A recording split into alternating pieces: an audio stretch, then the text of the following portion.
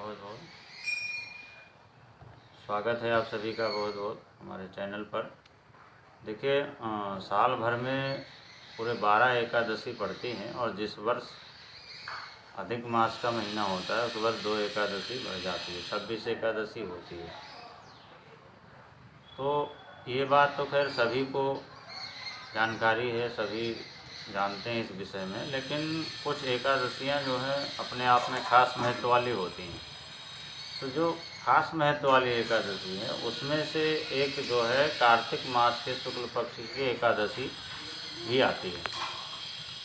और इस एकादशी के पीछे कई सारी ऐसी कथाएं हैं, कई सारी ऐसी मान्यताएं हैं जिनकी वजह से ये एकादशी बहुत ही खास होती है, लोगों के लिए बहुत विशेष होती है। तो एकादशी व्रत जो भी करता है या जो करना चाहता है तो उसे इस बारे में पहले से ही पता होता है कि एकादशी व्रत करने का क्या पुण्य है, क्या फल है, कैसे करना चाहिए और क्या क्या विधान है, क्या क्या नियम पालन करने होते हैं। ये सारी चीज़ें सभी को लगभग पता होती हैं। तो इस बार जो हम चर्चा कर रहे हैं वो कार्तिक शुक्ल पक्ष की एकादशी यानी जो अभी 23 नवंबर 2023 को पड़ रही है। और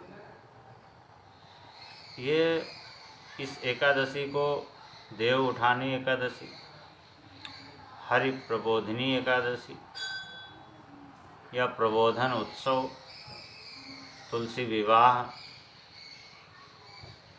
आदि कई नामों से इसको जाना जाता है। इसी दिन तुलसी का विवाह होता है।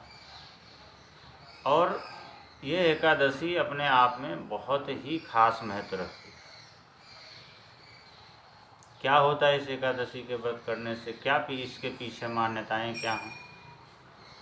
तो इस दिन भगवान विष्णु अपनी निद्रा से जागृत होते हैं, यानी इससे पहले 4 महीने तक जो चातुर्मास काल होता है उसको देवशयन काल कहा गया।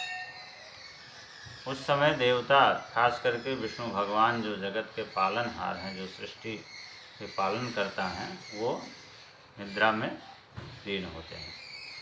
यद्यपि ये केवल बात जो है कहने वाली है कि भगवान कभी निद्रा में लीन नहीं होते हैं,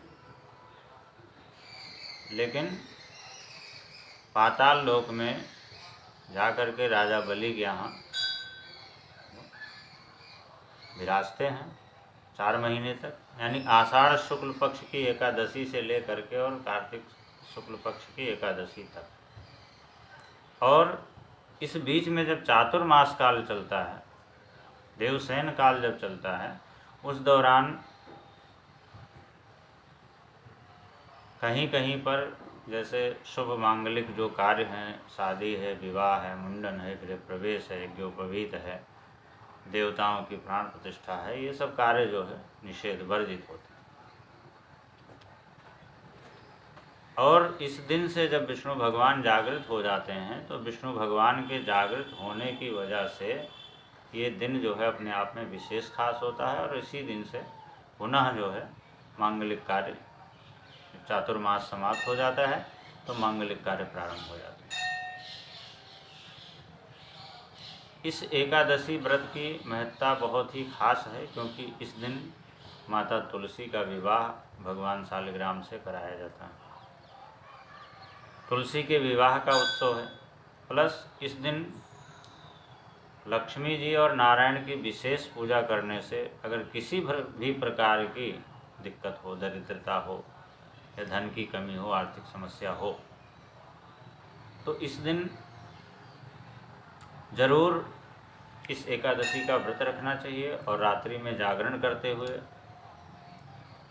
माँ तुलसी के निकट दीप जलाएं और उनको श्रृंगार अर्पण करें, वस्त्र आदि अर्पण करें, उनको भोग लगाए और उनकी पूजा करें और रात्रि में जागरण करें। ऐसा अगर कोई व्यक्ति करता है तो उसे मनचाहा वरदान प्राप्त होता है। और ख़ास करके अगर आर्थिक समस्या है तो इस दिन ज़रूर जो है माँ तुलसी की पूजा करनी चाहिए और रात्रि में जागरण करके भगवान विष्णु को सैया से जागृत करने के लिए उनकी प्रतीक्षा करनी चाहिए और रात्रि में जागरण करते हुए प्रातःकाल उन्हें सैया से जागृत करें, सम्मान के साथ में उनके नामों का संकीर्तन करें, उनकी पूजा करें, मंत्रों का जप करें। इस प्रकार करने से बहुत ज़्यादा पुण्य की प्राप्ति होती है और प्रत्येक कामना की पूर्ति होती है।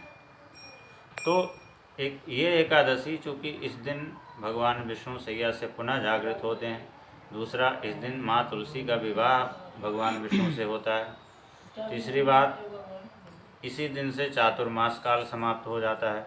तो कुल मिलाकर के ये एकादशी अपने आप में बहुत ही महत्वपूर्ण है। इस बार 23 नवंबर 2023 को पड़ रही है। बड़े ही दो सुंदर योग पड़ रहे हैं। सर्वार सिद्ध योग पड़ रहा है, रवि योग पड़ रहा है और दिन भी अच्छा है, बृहस्पतिवार का दिन है और दिन और तिथि का जो संयोग मिल रहा है बड़ा ही सुंदर है। एकादशी का व्रत करने से हर तरह के पाप ताप नष्ट हो जाते हैं और जो भी व्यक्ति जो मन में इच्छा करके चलता है, मन में जिसके जो कामना होती है उस कामना की पूर्ति होती है। खास बात यह है कि इस दिन जिस किसी के भी विवाह में कोई बाधाएं उत्पन्न हो रही हों, विवाह आदि मांगलिक कार्य होने में विलम्ब हो रही हो या किसी कारणवश विवाह की बात न बन पा रही, उसको खास करके कन्याओं को इस दिन या उनकी माताओं को, उनके परिवारजनों को इस दिन माँ तुलसी का विवाह भगवान विष्णु के साथ कराना चाहिए। विवाह करा के उनको बाकायदा जो है उनका पूजन करे अच्छी तरह से यथासंभव और उनको श्रृंगार अर्पण करे। इस तरह करने से विवाह में आने वाली बाधाएं भी दूर हो जाती हैं। इसी दिन से सभी मांगलिक कार्य प्रारंभ हो जाएंगे और मार्च तक का चलते रहेंगे। 13 मार्च तक का, 12 मार्च तक चलते रहेंगे। उसके बाद पुनः खरमास की स्थिति, खरमास का कार्य काल प्रारंभ हो जाएगा, खरमास प्रारंभ हो जाएगा। तो कुल मिलाकर के ये जो देव उठानी एकादशी है, हर प्रबोधनी एकादशी, इसका बहुत बड़ा विशेष महत्व है। खास करके अगर घर से दरिद्रता को दूर करना है, दरिद्रता को भगाना है, तो इस दिन इस एकादशी का व्रत जरूर करना चाहिए और भगवान विष्णु के विग्रह का, युगल छवि का, लक्ष्मी जी और नारायण सहित उनका पूजन करना चाहिए। और व्रत करके इस बार एकादशी के जो पारण का जो समय है वो 24 तारीख प्रातः 6:50 से 8:55 के मध्य का रहेगा। इस दौरान हरिवासर काल रहेगा, उस दौरान पारण करना उपयुक्त होगा। उसी दौरान पारण करें, क्योंकि पारण में भी बहुत विशेष ध्यान रखना होता है कि अगर समय से पारण न किया जाए, कुछ समय पारण कर लिया जाए तो व्रत का फल जो है वो निष्फल हो जाता है। और गीता जैसे लिखा हुआ है कि गीता, गंगा और गायत्री, इनका सबका एक से एक बढ़कर विशेष महत्व है। सब चीज़ें मोक्षदायिनी हैं। साथ ही जो सांसारिक चीज़ों की जो प्राप्ति है वो भी इस व्रत को करने से होती है और ये अपने आप में बहुत ही श्रेष्ठ एकादशी है। तो इसका व्रत जरूर करें। और अगर कोई इस विषय में कोई जानकारी आवश्यक है, जानकारी की ज़रूरत है, तो वो हमसे संपर्क करके जानकारी भी कर सकता है और इस समय का, इस व्रत का लाभ जरूर ले सकता है। बहुत बहुत धन्यवाद।